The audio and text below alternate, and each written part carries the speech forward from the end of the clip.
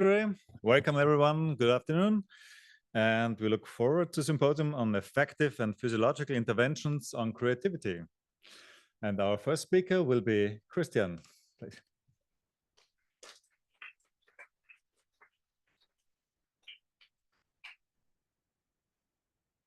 Thank you, Matthias. So,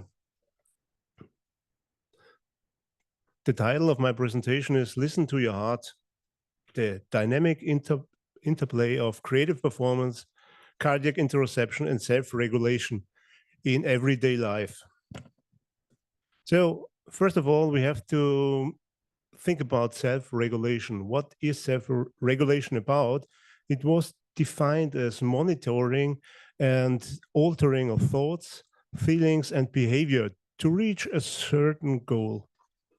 And we do know from creativity research that this self-regulation skill is important to establish creative achievements or some creative goals.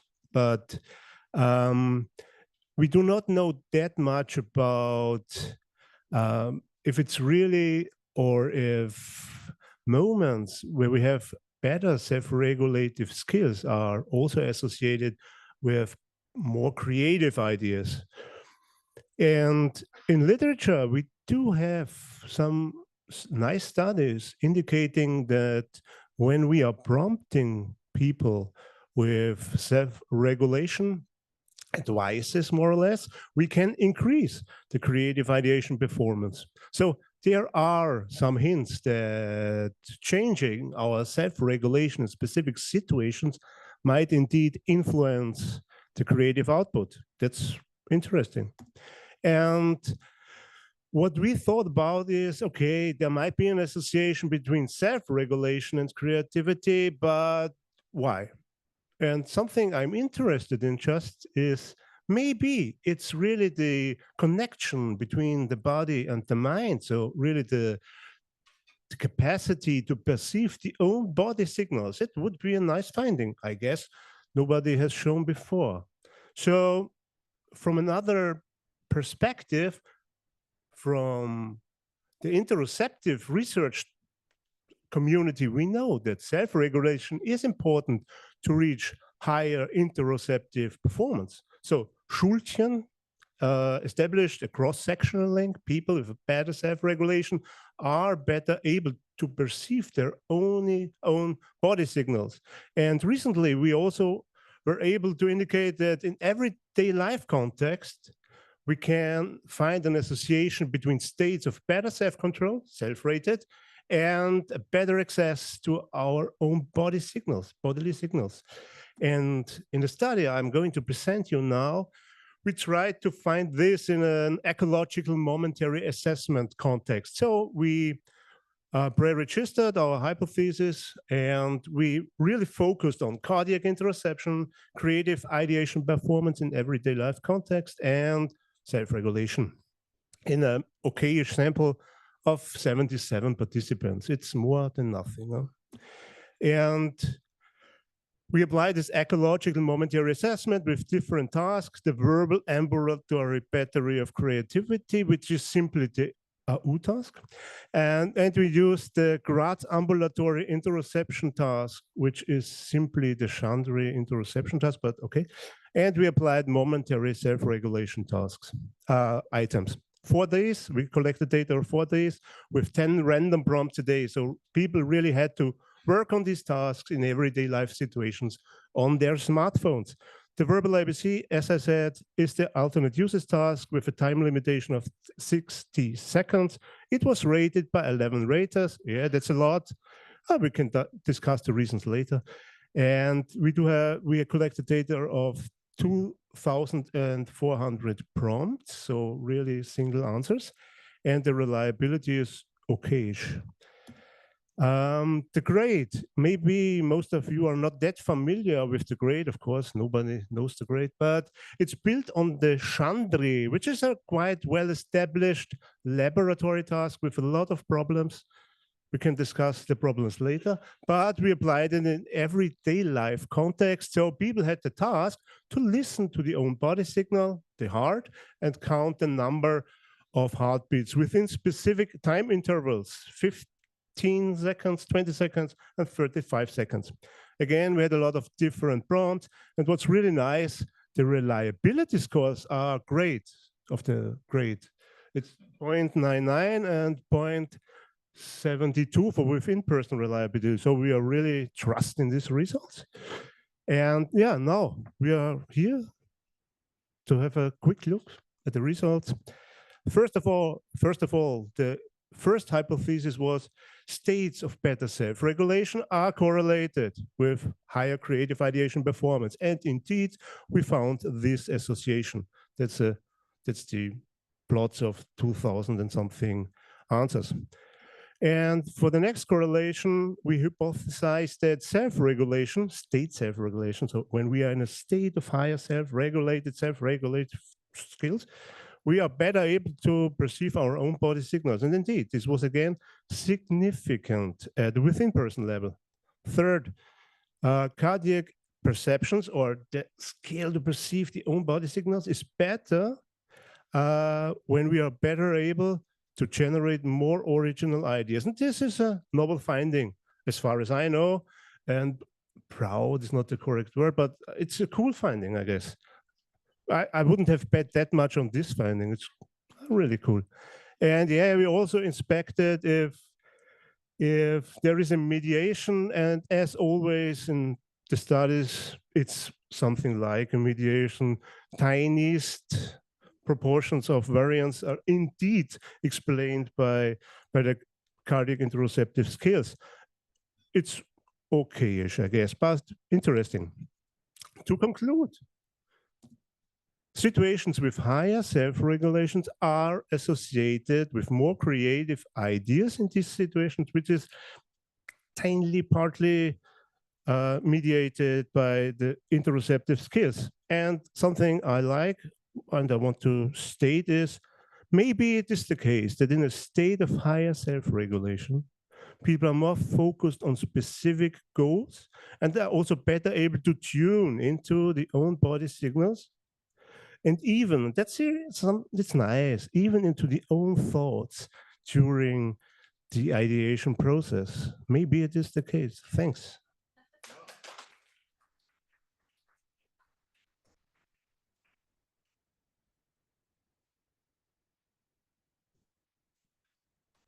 Thanks, Christian. So we should listen to our heart, but we should also listen to Jennifer, who has a lot to say about the art creativity paradox.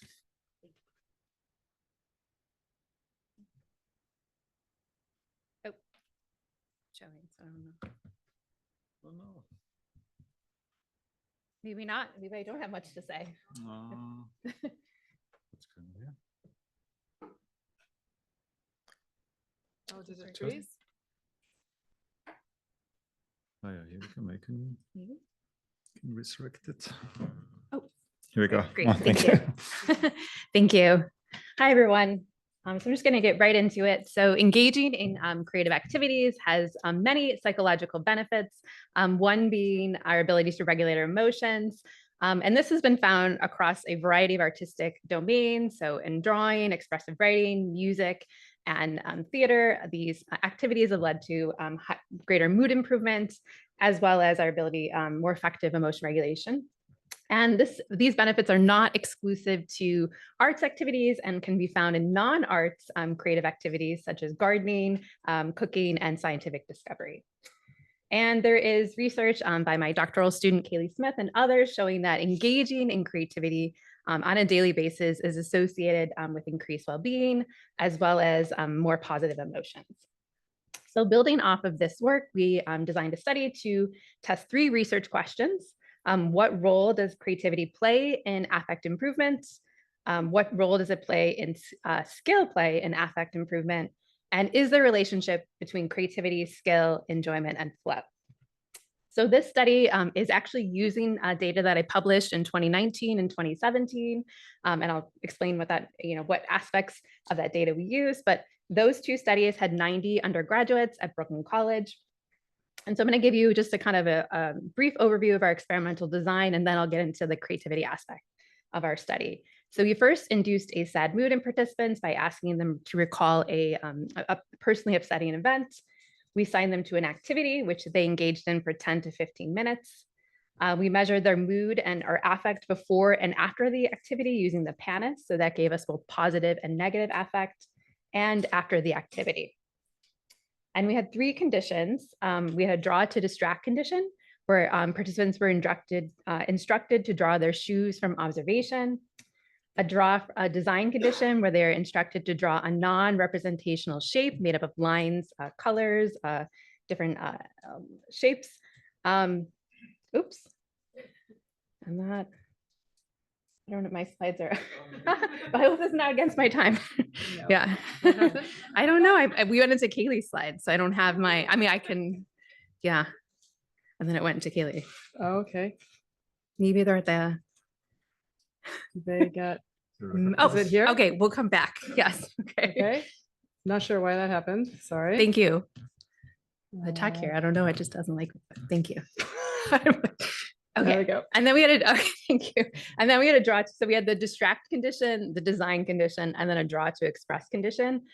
This was really asking them to draw the sad event they recalled. And so from the 2 studies that had been previously published, we found that both distraction conditions, drawing from observation and as design, improve both positive affect more than the express conditions. These activities also resulted in more enjoyment from our participants. And we also looked at flow, and only the design condition had a greater flow than both the distract and express conditions. Okay, so we went back and we have all these drawings. And so we went back to look at whether the creativity of these drawings and technical skill played a role in affect improvement. So we had 17 experts rate the drawings. Half the experts rated them on overall creativity, and then the other rated on these 3 dimensions: originality, technical skill, and emotional balance, where they rated them whether they're from negative to positive. And each of these was on a 6-point scale. And then we conducted a Rausch analysis, which basically it's considering, instead of taking the mean of everyone's raters' responses, this analysis looks at both the variability between the raters, but also how much variability is within each rater. And so what participants each receive a log odds ratio, which is basically the likelihood they would receive a high score from a rater. Okay, so getting to the results, I just want to show overall, before getting into affect improvement, how these ratings by our raters differed by condition. So we found that both the design and the express, so the orange and the green bars, were rated higher than overall creativity than the blue bar, which is distract. We found that for originality, another way that we were looking at creativity, we found that the design condition, so in the orange, that was rated higher than the express condition in originality, and both conditions, those the orange and the green, were rated higher than the distract condition. There was no difference in technical skill, and I'll get into that later, but these are all undergraduate non-artists, so that might explain why they're kind of all on a similar level. And then in terms of emotional balance, the design and the distract, so the blue and orange, were rated more positive, which kind of makes sense, than the express condition, where they were focused on that sad event. Next, we looked at how creativity, originality, skill, and emotional balance, whether these 4 constructs like predicted affect improvement. We did this both for positive and negative improvement. It didn't predict anything, actually. So what we found here, you can, we have our scatter plots here. So we found for creativity and positive affect, you can see that's P is very high. The same for negative affect. So creativity is not playing a role in how much participants' affect improved. Similar for skill level, we found that it didn't matter how skilled participants were, it didn't play a role in how much their affect improved. We also looked at the role of enjoyment and how it predicted creativity, originality, skill, and balance. And so for creativity, originality, and skill, we found that enjoyment did predict how much participants enjoy these. The task did predict these variables, but not emotional balance. And then for flow, we didn't find that it predicted anything. So it seems that in our study, creativity and skill seem unrelated to affect improvement, and really seem the differences were driven by the conditions participants were in, that distract condition. And that it seems like creativity and skill may play a role in our enjoyment of the activity, but not the flow. And I think I still have time. So just to get to limitations and future directions. So we did a post hoc analysis of these two experiments. The original experiments were not designed to look at creativity. So I think that might play a role in the sense that our studies, there were differences in the experimental designs. Some, one participant, one study had 10 minutes, one had 15. Only flow is measured in one study. So it might explain some of the differences.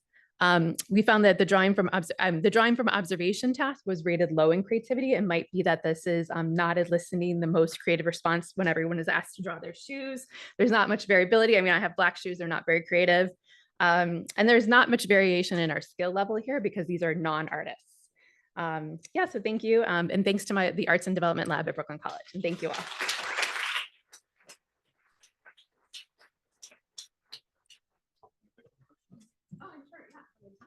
Take a question because I have to fix these slides. You would have time for one question.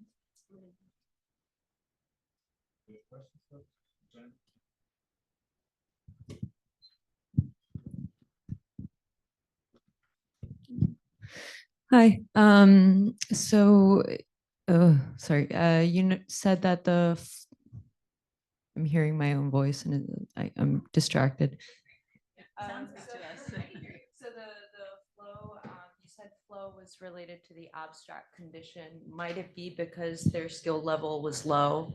Yeah, so in that particular, the one paper that looked at skill, there's this idea of microflow, and then it might be kind of a pseudo experience of flow. And one of the reviewers actually brought this up when we got our reviews back, that they're not, it's kind of like designed, it may not be that they're actually experiencing flow, but it might be that it's not as challenging on the skill level, and that might be contributing to why. Yeah. Thank you. Okay, thank you. And the next speaker is Kaile Smith. You can tell how closely they have worked together with Jen because the slides already merged.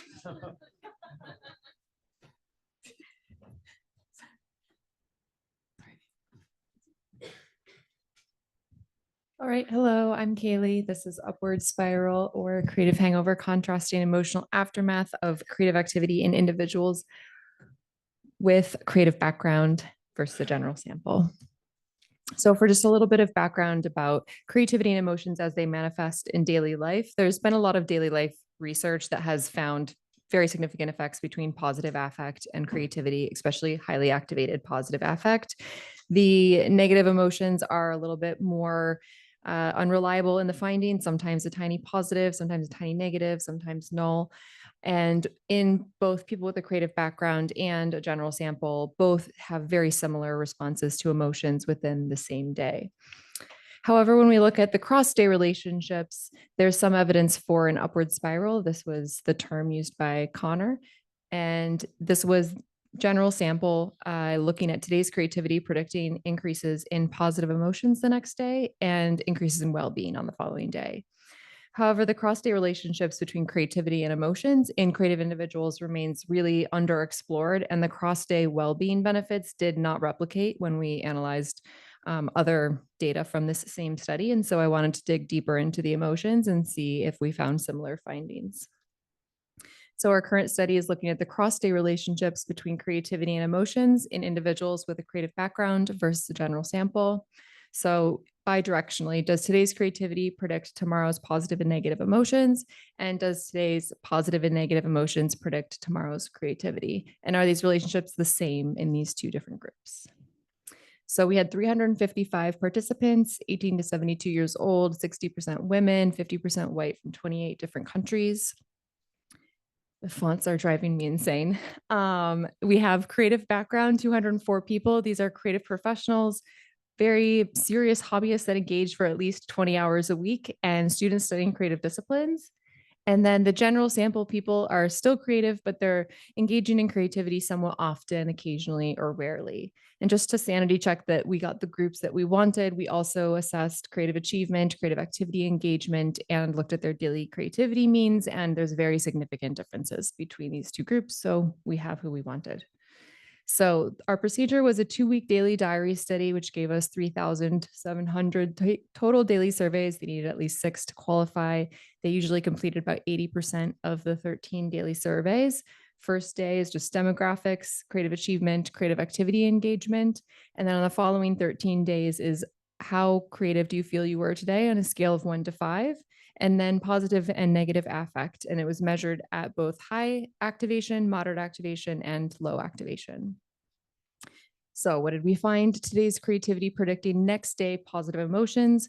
We are replicating this positive upward spiral effect that Connor found only in the general sample. So the more reddish pink color is the general sample and the purple color is the creative background. So only the general sample is seeing this increase. And then I wanted to break this out by which emotions are driving this. So the top row is high activation positive affect, the middle is moderate, and the bottom is low. So if you were more creative today, you're more likely to increase next day energy, excitement, enthusiasm, happiness, cheerfulness, and pleasantness, all the good things. But if you were a creative person, no. Today's creativity predicting next day negative affect, we see the exact opposite effect. If you were more creative today, you are going to get an increase in next day negative affect. This is driven by today's creativity giving you higher next day anger, hostility, irritability, dejection, and sadness. Nothing in the moderate activation level. Now the reverse, today's emotions predicting next day creativity. We see that the more positive affect you experience today, the less likely you are to be creative today if you are from the general sample. So if you're feeling good today, you're not going to be creative tomorrow, especially if today has energy, excitement, enthusiasm, happiness, cheerfulness, pleasantness. You're not driven to create. No relationship for the creative sample. Now for today's negative affect driving next day creativity in the general sample, the worse you're feeling today, the more likely you are to be creative tomorrow. So if you're experiencing nervousness, anxiety, tension, dejection, you are more likely to be creative tomorrow if you are from the general sample. No relationship in the creative background. So takeaways, I'm finding what I'm calling this creative hangover kind of effect and the upward spiral in the general sample. So this creative background is finding increased creativity predicts next day bad emotions, negative emotions, and general sample is seeing this real uplifting amount of positive emotions and decreases in sadness. Emotions predicting next day creativity, we're finding the creative background has very minimal emotion-driven prediction of next day creativity. Perhaps this is because they're professionals and they just have to turn it out, or they're just less emotionally driven within the day-to-day fluctuations. And the general sample is more likely to create the worse they're feeling. And so possibly they might be generalizing some of these ideas onto creative people and reasons for why they create. So just some implications. I think that we need to pay a little bit more attention to recognizing and buffering this creative hangover effect in creative professionals if this does indeed replicate, and leverage this upward spiral in more novice creative hobbyists and others, and have tailored interventions that can work well for both groups. And in the future, I'd really like to dig into investigating the mechanisms that might be causing some of these carryover effects a little bit better, and also just hoping that it replicates because it hasn't been shown before, and developing more targeted supports to sustain long-term creative well-being, especially in creative professionals. Thank you to my school, Jen. Thank you very much. I think we'll have time for a short question. Oh, a lot of questions.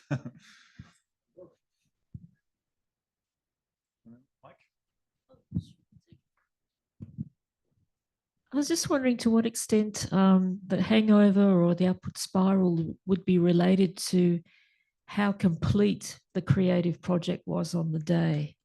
Do you have any data that speak to that at all? I unfortunately didn't have a completeness amount, but I think that's definitely probable. A creative professional probably has a much more long-term project, whereas somebody doing a little arts and craft thing, getting an immediate boost from it. Yeah, it's possible.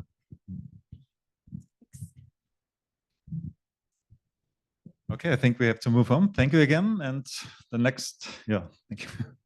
The next speaker is the local hero, Sarah Marino.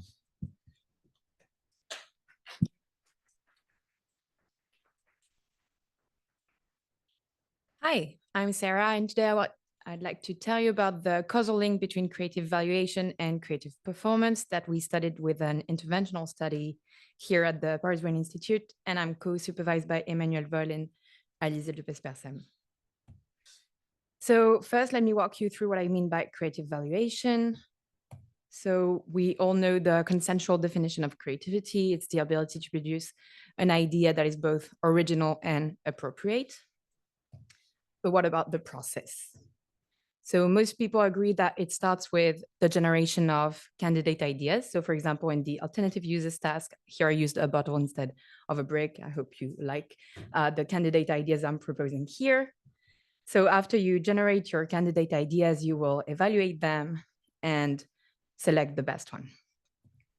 What we propose in my team is that during the evaluation of ideas, you specifically evaluate the originality and the adequacy of the idea. So here originality is in yellow and adequacy in red. And then not only do you evaluate the originality and adequacy of your ideas, but also you will integrate these dimensions into a value that reflects how much you like your candidate ideas. And this value will guide your idea selection.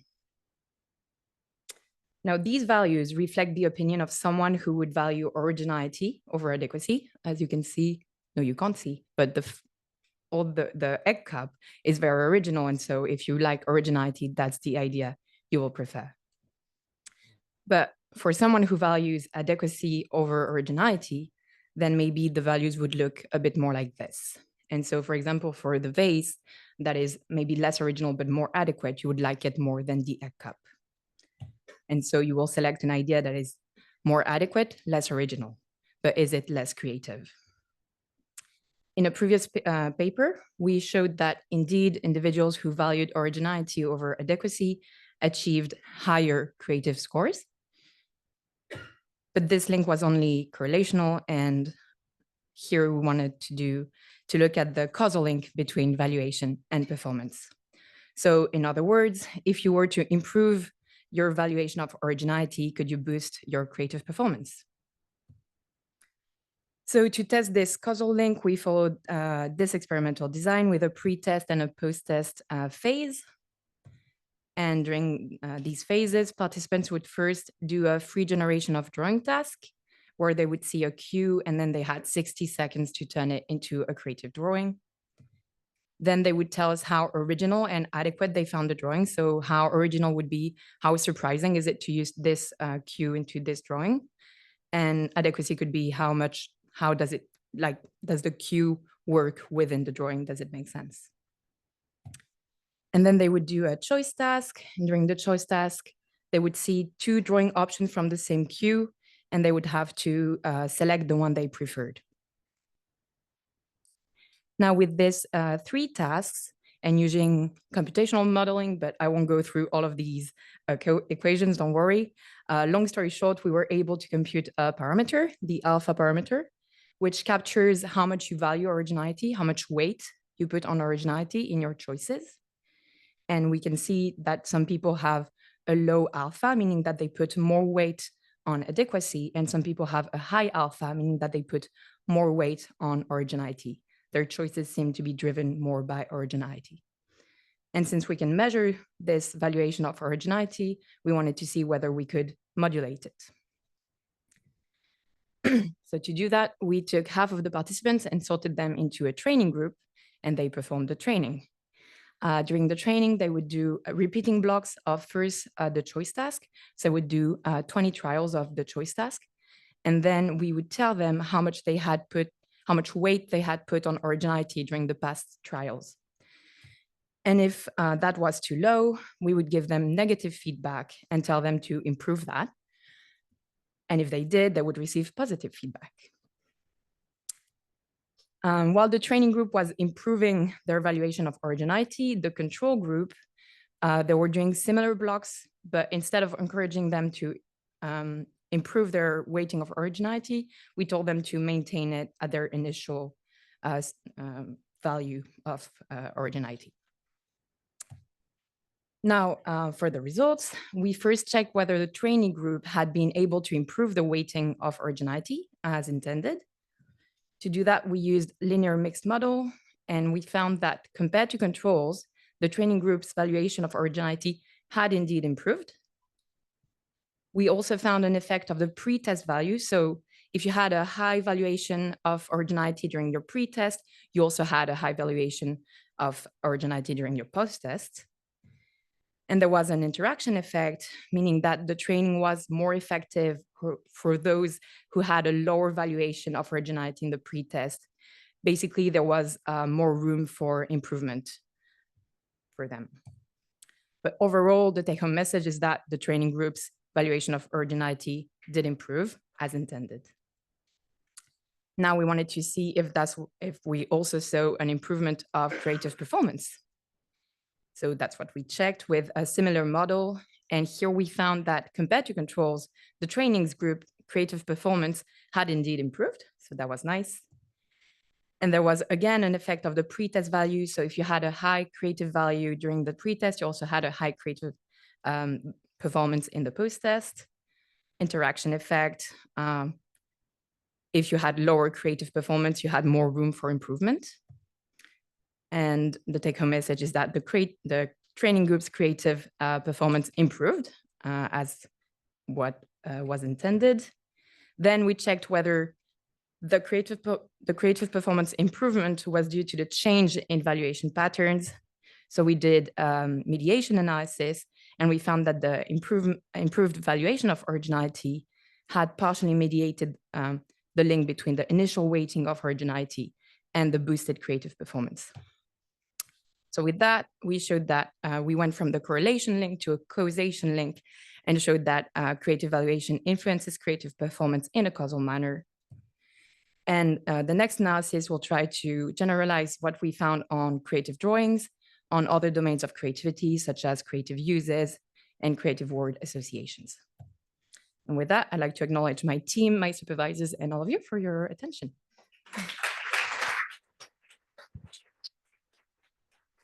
Thank you very much, Sarah. Maybe time for a question to Sarah.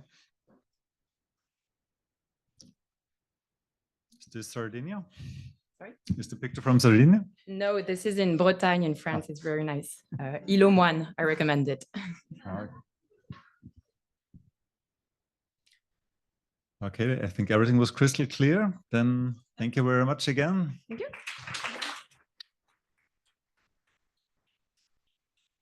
So we come to our final speaker, Zhino Ebrahimi. Thank you very much. Good afternoon, everyone. Today I'm going to present one of my PhD projects. It's an fNIRS study, whether sadness makes us more or less creative. So why sadness? Because it's an interesting, complex, and contradictory role on creativity. So there is an ongoing debate in the literature that in one hand, they say that actually sadness increase the creativity, enhance the creativity by increasing the introspection and emotional depth. And on the other hand, they claim that no, it impairs the creativity by increasing the self-monitoring. And there is a dual effect also that says, well, it depends on the task. So we want to know what is going on. I'm presenting the data for 45 participants. We use AUT as a creativity task and IAPS dataset for emotion induction, following the self-assessment mannequin to see if our selection from the IAPS dataset actually worked. And the fNIRS montage, like 40 optical channels, was covering the frontal, parietal, and posterior temporal cortex, and we had the sadness as our emotional condition and neutral for the control condition within subject design, and we used the Bayesian statistic to compare the evidence for null hypothesis and alternative hypothesis. So this is our design. We had 2 blocks, one for neutral creativity, AUT, and one SAD for the SAD condition with a washout period in between. We presented the IAPS picture for 5 seconds and the object for 15 seconds, like we presented in print. There is a wheel time around the object that's showing the participant the remaining time. And then we had 20 seconds of washout, and again, another picture, another object, and so on and so on. So today I will present the results for the emotion induction and also the creativity, the objects in both behavioral and brain levels. So this is the sanity check for self-assessment mannequin for IAPS pictures. And as we have expected from the IAPS data set, we had the low valence and high arousal. So we are sure that we are successfully makes our participants sad. And we so in the brain level also we have a strong evidence for in orbitofrontal cortex, like high oxygenated hemoglobin concentration, and the moderate evidence for dorsolateral prefrontal cortex that these regions are for emotional like regulation, emotion regulations, and they were pretty busy with regulating their emotion. And let's move on to the creativity performance. As you can see, our participant perform less in a sad condition comparing to the neutral condition in all originality, fluency, flexibility, and elaboration. And also in the brain level, we didn't find any evidence in frontal cortex, and we have a moderate evidence in inferior and medial temporal gyrus, which is responsible for semantic processing and self-monitoring and self-criticism.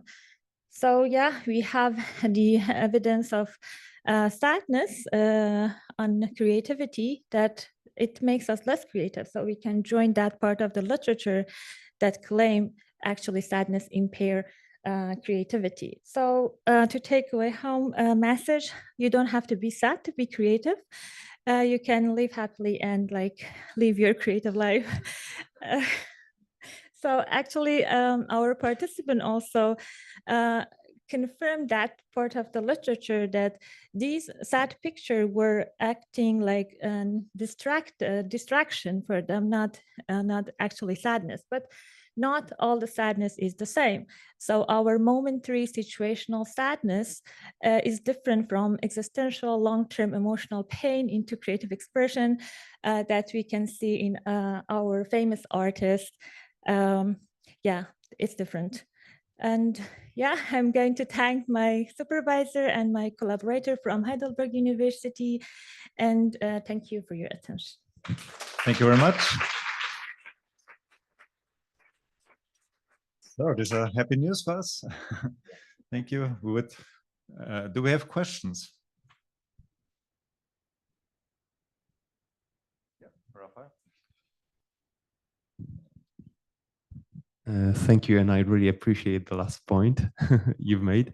So my question is, did you look at any, because I assume that of course it was blocked, at any habituation effects? So for example, we know from the literature that sometimes when people are exposed to negative stimuli for a long time, they just disengage. So if it's possible to see, for example, if there's any improvement towards the end, for example, when they just stop paying attention. And the other thing is that it's nice that you relate to, you mentioned the last point, because my impression was that I wasn't sure if participants are actually evaluating their own mood with the self-assessment mannequin or the actual valence of the picture. So how they actually feel towards what valence, you know, kind of is linked to the picture. Thanks. Thank you for your question. We didn't control for habitualization, sorry. So no, I didn't think of this part at all. But I think after they saw the picture, they were very engaged in the with the object to came up with new ideas. So I don't think that that happened, but to be honest, we didn't control for that. Yeah. There was the question about the assessment as well, or? Yeah, it's more about maybe not a question, but an impression, because I'm not sure what the task was for participants. The self-assessment mannequin, of course, is visual. So when we do, for example, like mood assessment, we use fNIRS or kind of we more type into how do you feel. And self-assessment mannequin could be understood as actually rating picture valence. Yeah, it's just for the valence and arousal, but not their personal mood in that moment. But we had the mood before and after the session there was no time to present it here. So well, the results show that it definitely works. Yeah. And we know I have pictures very well. And we had the limitation to select the not very sad IFS pictures, so because of ethics. Yeah, exactly. Yeah. Thank you very much again.